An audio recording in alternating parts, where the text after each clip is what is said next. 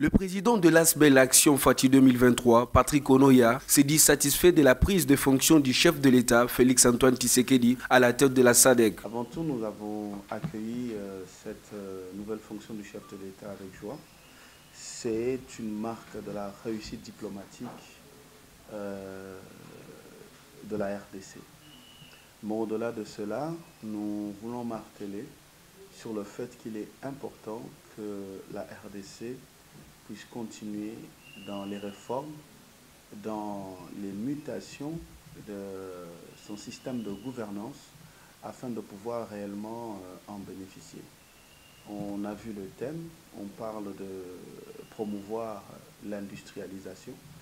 On doit être sincère en disant que les différents pays de la SADC ont une longueur d'avance sur la RDC.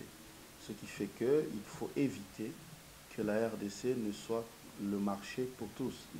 Patrick Onoya a par la même occasion appelé à la création du ministère des investissements pour mettre en place une classe des investisseurs locaux. Donc, notre proposition de la création d'un ministère de l'investissement tombe à propos par rapport aux 3 défis que nous avons présentés.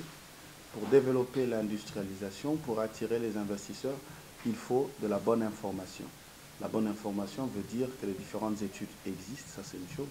Deuxièmement, pour développer l'industrialisation, il faut un bon système bancaire.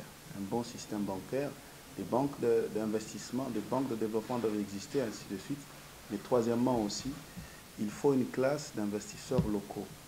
Et nous pensons que tout ceci vient donner raison, n'est-ce pas, à notre démarche que nous allons expliciter d'ailleurs au cours du point de presse. Rappelons que le président de l'ASBEL Action Fati 2023 appelle le pays membre de la SADC à l'industrialisation des ressources naturelles.